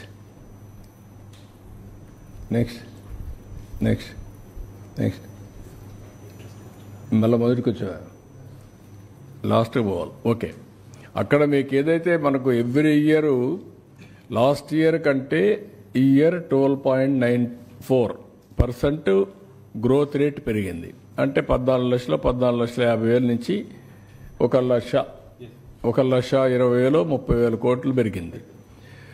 అదే ఇంట్రెస్ట్ పేమెంట్స్ దానికంటే ఎక్కువ ఉన్నాయనుకోండి, ఇంకా డబ్బులు ఇవ్వరు, బారో చేయడానికి లేదు. ఎప్పుడు కూడా జిఎస్టిపి ఎంత పెరుగుతుందో ఆ ప్రపోర్షన్ ప్రకారం మీరు పెంచుకునే అవకాశం ఉంటుంది. ఇంకొకటి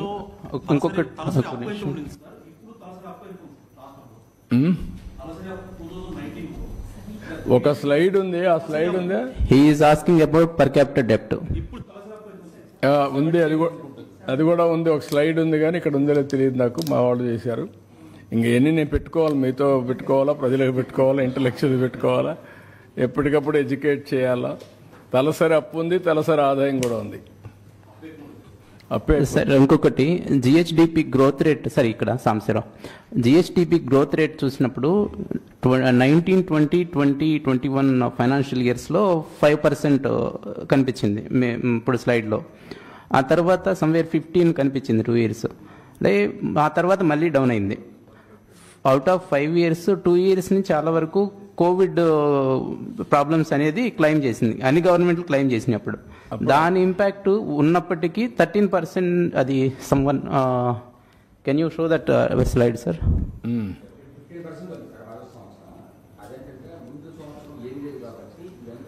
అదే లో బేస్ లో ఉన్నప్పుడు ఏమీ లేనప్పుడు నెక్స్ట్ ఇయర్ కి ఆ బేస్ నుంచి పెరుగుతుంది ఆటోమేటిక్. అంటే యావరేజ్ లో కొంచెం తగ్గినప్పటికీ గ్రోత్ రేట్ కనిపిస్తుంది.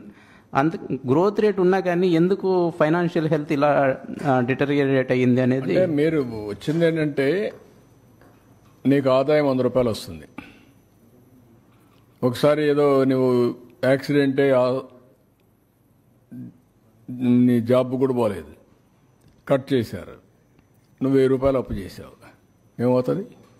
కట్టాలి కదా వడ్డీ, ఎవరు కడతారు? అదే జరిగింది ఇక్కడ. నీకు ఇబ్బంది వచ్చింది, నువ్వు ఖర్చులు తగ్గించుకోవాలి, తప్పదు. కానీ ఎక్కడో ఎవరన్నా దానం అన్నా చేయాలి. రెండు చేయకపోతే ఎక్కడి నుంచి వస్తాయి డబ్బులు? ఇష్టానుసారం ఖర్చు పెట్టి ఇష్టానుసారంగా దుర్వినియోగం చేసి రాష్ట్రాన్ని అధోగతి పాలు చేశారు. అందుకే మీరు చూపించింది నేను ఏ విధంగా ఎక్స్పెండిచర్ గ్రాడ్యువల్గా క్యాపిటల్ ఎక్స్పెండిచర్ తగ్గింది, ఆదాయం తగ్గిపోయింది, ఖర్చులు మాత్రం పెరిగాయి, అప్పులు పెరిగాయి, డెట్ సస్టైనబిలిటీ జీరోకి వచ్చేసాం. జలసాలు చేసేటప్పుడు ఊర్లో కొంతమంది తిరుగుతూ ఉంటారు, మోసం చేసి డబ్బులు తెస్తూ ఉంటారు. అవన్నీ వాళ్ళు తెలుసుకునే కొద్దికి లేట్ అవుతుంది, తెలుసుకుంటే డబ్బులు ఇచ్చేది మానేస్తారు. అప్పుడు ఇటు బండారం బయటపడుతుంది, ఐపీకి వెళ్తాడు.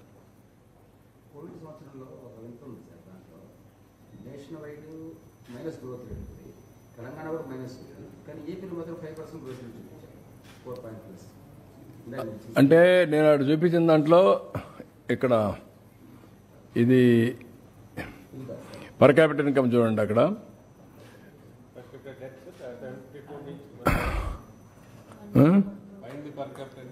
పైన పర్ క్యాపిటల్ ఇన్కమ్ మీరు చూస్తే ఇన్ ఫిగర్స్ లేదా ఫిగర్స్లో ఉంటుంది చూడండి, గ్రోత్ రేట్ ఉంది, కానీ ఎంత ఉందని అప్పటికి ఇప్పటికి పర్ క్యాపిటల్ డెట్ ఎంత ఉంది, పర్ క్యాపిటల్ ఇన్కమ్ ఎంత ఉంది. పర్ క్యాపిటల్ డెట్ అయితే 24కి 1,44,336. పర్ క్యాపిటా ఇన్కమ్ వచ్చి 2,34,040 ఉంది. That is where we're now. ఇంకా మీరు చెప్పింది కరోనా టైంలో national wide minus growth rate ఉంది సార్. తెలంగాణ కూడా మైనస్ ఉంది. ఏపీలో మాత్రం 4.5 గ్రోత్ ఉంటుంది సార్. అది నేను చెప్పేది మేనేజ్ చేశాను, కిందికి వేసాను. పైన కింద వేసాడు. 18-19లో ఉండేది కిందికి దించాడు. అదే ఇచ్చిన ఫిగర్స్ కాబట్టి ఎక్కడ లేదు మన దగ్గర గ్రోత్. అందుకే నేను ఆ స్లైడ్ చూపించాను. గ్రోత్ రేట్ చూపించండి ఒకసారి. నేను చూపించిన దాంట్లో గ్రోత్ రేట్ ఉంది ఇయర్ వైజ్. తెలంగాణ, ఆంధ్ర కూడా ఉంది. వెళ్ళు ఇంకా నెక్స్ట్. ఒక్క నిమిషం. 13.07, 15.10, 13.47, 14.86. ఇక్కడికి వచ్చేది 18-19 వచ్చేకొందికి 11.14. ఇక్కడ 20-21 5.7, 19-20 5.97. ఆ 2 సంవత్సరాలు మ్యానిపులేట్ చేశారు పైది. తెలంగాణ -0.74. ఎస్, అందరిది అక్కడ చేశారు. అక్కడ కూడా -1.020.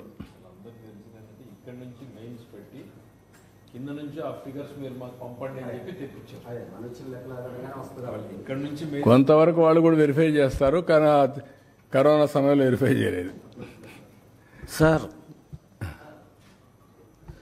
ఓవరాల్గా నీతి ఆయోగ్ రిపోర్ట్ కావచ్చు, ఇప్పుడు మీరు చెప్పిన మొత్తం చూస్తే వైజాగ్ స్టీల్ ప్లాంట్కి మనం ఏ విధంగా రివైవ్ ప్యాకేజ్ అడిగామో, ఆంధ్రప్రదేశ్ ఆర్థిక పరిస్థితిని గురించి కూడా రివైవ్ ప్యాకేజ్ అనుకోరే అవకాశం ఉందా సార్?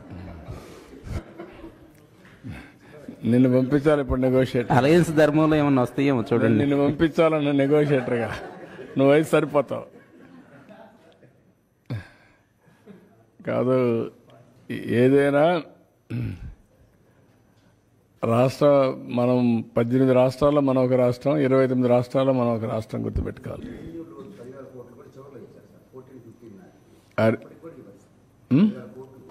అది కూడా వచ్చింది. రెవెన్యూ లోటు వచ్చింది, ఫైనాన్స్ కమిషన్ డబ్బులు వచ్చాయి. ఎక్కడ దొరికింది అక్కడ పూర్తి చేశారు. అదే ఆ 10,000 వచ్చింది, 15,000 లాగారు. ఎంత ఇదండి? 15,000 రెవెన్యూ డెఫిసిట్. ఇదే కాదు, finance commission grant sir. 2 years 2 years the మనకు లగేసింది మొత్తం కలిపి ఆ 5 years పీరియడ్ లో సార్ 39,000 crore ఉంటాయి సార్. అదే 3 years లోనే తీసుకున్నారు. 2 years కి చివరికి మన ఈ పీరియడ్ లేకుండా ముందు ఫస్ట్ 3 లో 23 తీసుకున్నారు. అది కాకుండా రెవెన్యూ డెఫిసిట్ ఫర్ 2015 సార్, ఆ ఇయర్ కి 12,000 crore ఎక్స్ట్రా తీసుకున్నారు. సో మొత్తం కలిపి అంటే ప్యాకేజ్ ఇచ్చినప్పుడు వాళ్ళు అంటే ఫైనాన్స్ కమిషన్ ఒక ప్యాకేజ్ 5 years కి ఇచ్చినప్పుడు ఇయర్ వారీగా కొంత ఇస్తారు, టేపర్ చేసి తీసుకొస్తారు. సో టేపరింగ్ లో అంటే లాస్ట్ కి మనకి హెల్త్ పారామీటర్, ఫిజికల్ ఏదో అడిగేసి మాకు ఇబ్బందులు ఉన్నాయని చెప్పి మేనేజ్ చేశారు. చెప్పే కదా ఎన్ని చేయాలో అన్ని చేశారు సార్. 2019-24లో సుమారు 2,75,000 కోట్ల రూపాయలు వెల్ఫేర్ స్కీమ్స్కి ఖర్చు పెట్టామని చెప్పారు సార్. దాని మీద ఏమైనా ఆడిట్ ఏమైనా జరిగిందా సార్? ఎందుకంటే దాంట్లో 1,000 కోట్ల రూపాయలు అక్రమాలు జరిగినాయని చెప్పేసి. ఇప్పుడు ఇంటింటివి చేయాలన్నా కష్టం కదా. అవన్నీ ఎక్కడ పోయినాయో, ఎక్కడికి వచ్చాయో, ఎన్ని చేయాలి, వాళ్ళ వెరిఫికేషన్ చేయాలన్నా మనం మన పనులు చేయాలన్నా, రెండు ఉన్నాయి. చూద్దాం, అది కూడా మీరు చెప్పిన ప్రాబ్లమ్స్ కూడా ఉన్నాయి. ఇప్పుడు అందుకనే కొన్ని డీబీటీ అన్నారు. ఆ డీబీటీ అకౌంట్లో నెంబర్లు కూడా సరిగా లేవు. ఇప్పుడు ఎదిగితే ఎన్పిసిఐ అకౌంట్ కూడా లేవు మా దగ్గర. మనం చూసాం 10% ఇక్కడ రాకపోతే ఫ్లడ్స్లో పంపిస్తే నాకు 3-4 times పట్టింది. ఇప్పుడు ఎన్పిసిఐ అకౌంట్స్ అన్నీ అప్డేట్ చేస్తున్నాం. నేషనల్ పేమెంట్ గేట్వే కింద మొత్తం వచ్చేటన్నీ కూడా కార్పొరేషన్ ఆఫ్ ఇండియాది మొత్తం అందరి అకౌంట్లు ఒక 10 రూపాయలు వేసి వాళ్ళ అకౌంట్లో వాళ్ళ నెంబర్లను అప్డేట్ చేస్తున్నాం. సో దట్ ఎప్పుడన్నా అర్జెంటుగా పంపించాలని పంపించడానికి. Sir, political ga question adagachcha. You have compared the state finances to be on a ventilator. Not only that, you've also said it's looking like a situation like Sri Lanka. Immediately, what are the kind of measures that the government can bring up to stabilize? మేము అప్పుడు చెప్పాం, శ్రీలంకతో పోటీ పడుతున్నారని చెప్పాం. ఇప్పుడు చూస్తే నీతి ఆయోగ్ పంజాబ్ కంటే పైన ఉన్నాం, బీహార్ కంటే కింద ఉన్నాం. నేను చెప్పింది వాస్తవాన్ని ఎస్టాబ్లిష్ అయింది. Now we have to revive. నేనని చెప్పి మొత్తం వదిలేసామనుకోండి, పబ్లిక్ కూడా హెల్ప్లెస్ అవుతారు కదా. I cannot leave at that stage. I have to fight. ఏ విధంగా చేయాలి? అందుకనే మీరు చూస్తే ఇప్పుడు వచ్చిన తర్వాత 3-4 ప్రోగ్రాంలు వెల్ఫేర్ చేశాం. సూపర్ 6లో మిగిలినట్టు కూడా చేయాలి. దానికి కూడా డేట్స్ ఇచ్చాం. అవి కూడా వర్కౌట్ చేస్తున్నాం. అవి కూడా చేస్తాం. ఏ విధంగా తీసుకెళ్లాలో తీసుకెళ్ళి మళ్ళా దీన్ని గట్టెక్కించి రాష్ట్రాన్ని గాడిలో పెడతాం. Will do it. అందుకే మమ్మల్ని నమ్మారు. 93% స్ట్రైక్ రేట్ ఇచ్చారంటే ఒక నమ్మకం, ఒక విశ్వాసం, ఒక ట్రస్ట్. ఆ ట్రస్ట్ని బ్రీచ్ చేస్తే కరెక్ట్ కాదు. వాళ్ళ మారిగా బాధ్యత రాహిత్యంగా పనిచేయలేం, అట్లని చెప్పి ఇచ్చలవిడిగా చేయలేం. నేను అందుకనే ప్రజల్ని కాన్ఫిడెన్స్ తీసుకుంటున్నాను. I want to place everything before public. Time to time ఇస్తాను, నేను అన్నీ చేస్తాను. చేసిన తర్వాత ఏది కూడా సంపద సృష్టించినా, ఆదాయాన్ని పెంచినా, ఆదాయం ఎవరికి చెందుతుంది? It is a public. What all I create wealth, it is a public property. అందుకని ఇవన్నీ చేసి వాళ్ళకు కూడా గవర్నమెంట్లో డబ్బులు సంపద సృష్టించడమే కాదు, రైట్ టైంలో వాళ్ళకు కూడా వెసులుబాటు రావాలి. లేదు నేను సంపద సృష్టిస్తున్నాను తర్వాత ఇస్తాను, మీరు మాత్రం సఫర్ కండి అంటే సఫర్ అవ్వడానికి సిద్ధంగా లేరు. ఒక మిస్ గవర్నెన్స్, ఒక కరప్ట్ గవర్నెన్స్ చేసినప్పుడు దాన్ని కరెక్ట్ చేసి మళ్ళీ నేను ఏ విధంగా ట్రాక్లో పెట్టడమే కాకుండా వాళ్ళ ఇబ్బందులు కూడా అధిగమించే విధంగా I have to plan it. నేను మొత్తం క్యాపిటల్ ఎక్స్పెండిచర్గా పెడతా, అప్పటి వరకు మీరు వెయిట్ చేయండి, నేనేం మీకు ఇవ్వనంటే that is not fair. That nobody will. వాళ్ళు కూడా సఫర్ అయ్యేదానికి కరెక్ట్ కాదు. మాకు ఓట్లేసింది సఫర్ కావడానికి కాదు, మాకు ఓట్లేసింది రివైవ్ చేస్తామన్న నమ్మకం కోసం. అదే మరి ఆదుకుంటామని, ఆదుకునే బాధ్యత మా పైన ఉంది. డెఫినెట్గా ఎవ్రీ మినిట్ ఐఎమ్ థింకింగ్.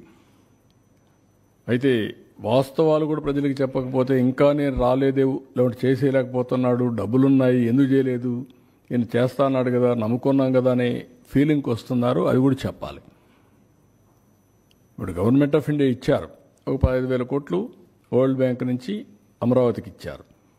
ఒక 12,150 కోట్లు పోలవరానికి ఇచ్చారు. ఒక 11,114 కోట్లు రివైవల్కి ఇచ్చారు.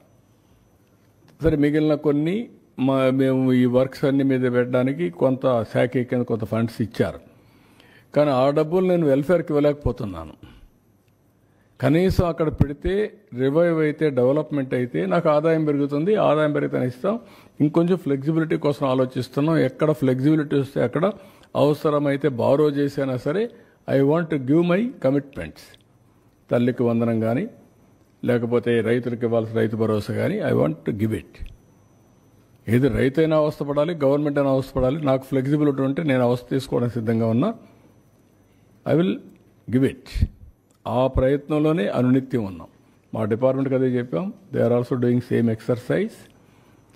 ఒక్క నిమిషం కూడా వెయిట్ చేయాలి నాకు ఫ్లెక్సిబిలిటీ ఉంటే. ఇప్పుడే దాని మీద కూడా ప్లాన్ చేసుకున్నాం, వర్కౌట్ చేస్తున్నాం. I will come out. మీకెందుకంటే ఇవన్నీ కూడా మీరు ప్రజలకు తెలియజేయాల్సిన బాధ్యత మనందరికీ మీద ఉంది. It is only. అందుకే నేను చాలాసార్లు చెప్పాను, ఒక పబ్లిక్ పాలసీ, ఒక ప్రభుత్వాన్ని ఎన్నుకుంటారు. ప్రభుత్వం ఒక పబ్లిక్ పాలసీ ద్వారా ప్రజల జీవితాలను మారుస్తారు. ఇప్పుడు మీరు ఇక్కడ ఫిగర్స్ చూశారు.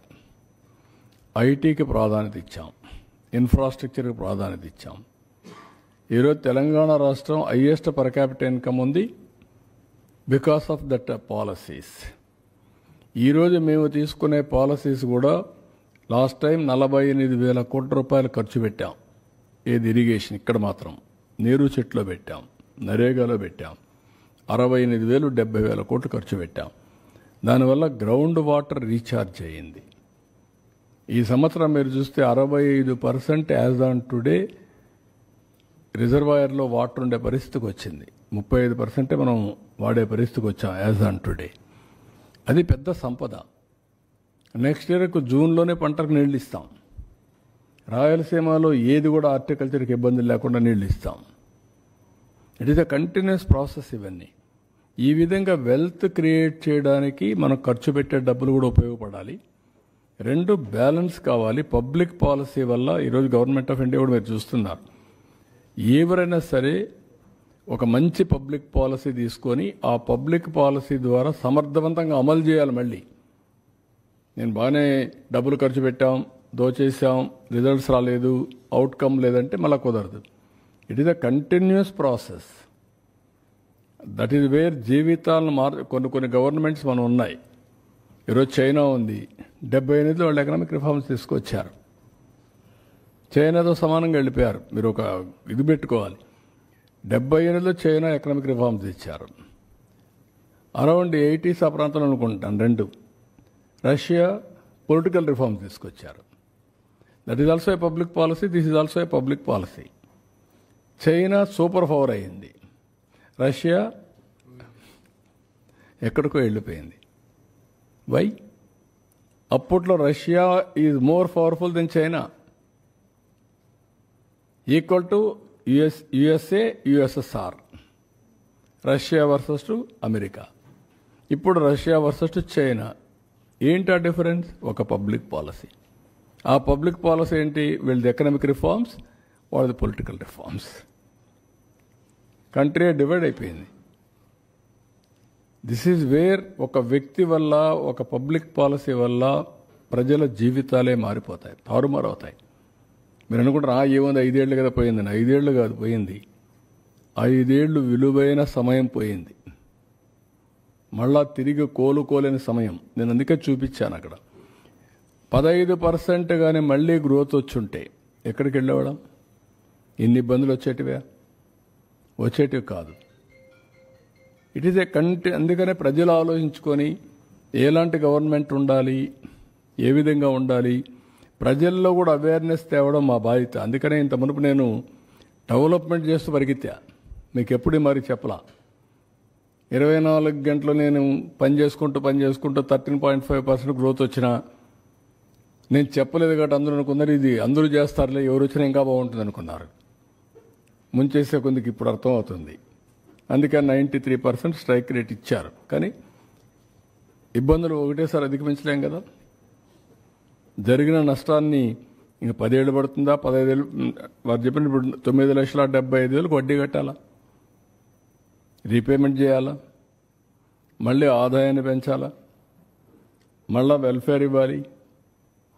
It is a extra Hercules task. దాన్ని అధిగమించి మళ్ళీ ముందుకు పోవాల్సిన అవసరం ఉంది. బట్ వేరే మార్గం లేదు. నన్ను చాలామంది అడిగారు, చాలాసార్లు అడిగారు, మీరు సెట్ చేయగలుగుతారని అడిగారు. అనుమానం. ఎకానమిస్ట్ అడిగారు, వీలవుతుందా, మీ వల్ల అవుతుందా, ఇవన్నీ అవుతాయా అని అడిగారు. వేరే ఆప్షన్ లేదని చెప్పాను నేను. There no option. కానీ విజ్డమ్ ఒకసారి కొన్ని పనిచేస్తాయి. ఆ విజ్డమ్లో మేము ఎన్డీఏలో పార్ట్నర్స్ కావడం, వాళ్ళు కూడా కలిసి రావడం, కనీసం ఈరోజు ఈ ప్రాజెక్ట్స్ అన్నీ మళ్ళా సెట్ చేసి లైన్లో పెట్టాం కాబట్టి కొంత హోప్, రివైవల్ స్టార్ట్ అయింది. అది కూడా లేదనుకోండి, పెనం నుంచి పొయ్యిలో పడినట్టండి అది. That is wear some times ఇవన్నీ వస్తాయి. అదే దీన్ని సిస్టమేటిక్గా చేసుంటే ఇన్ని ఇబ్బందులు వచ్చేటివి కాదు.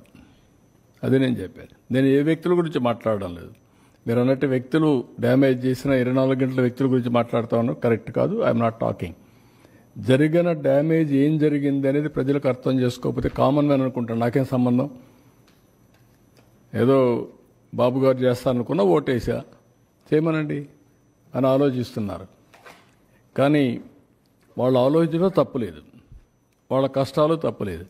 కానీ కొండే పరిస్థితులు ప్రతి ఒక్కరూ అవగాహన చేసుకోవాల్సిన అవసరం ఉంది. అది అవగాహన చేసుకొని ఎందుకు గుజరాత్లో 5 సార్లు ఓట్లు వేశారు బీజేపీకి? అందుకే స్టెబిలిటీ ఉంది కదా. పంజాబ్ ఓట్లు మార్చుకుంటూ వేశారు. ఏమైంది పంజాబ్ ఇప్పుడు? అదే మరి పంజాబ్ మరి వీళ్ళు కానీ గుజరాత్ కూడా వేసి ఉంటే ఒకసారికి అయిపోయేది. అది కూడా గుజరాత్ని పంజాబ్ చేసేవాళ్ళు, 2 బీహార్ చేసేవాళ్ళు. అంటే సార్ ఒకటి 5 సార్లు 6 సార్లు ఓట్లు వేయటమే కాదు, ఆ లీడర్ని బట్టి కూడా ఉంటుంది. వెస్ట్ బెంగాల్లో 5 సార్లు ఇచ్చారు, అక్కడ మరి వెనకబడే ఉంది. కేరళలో ఉన్నాయి.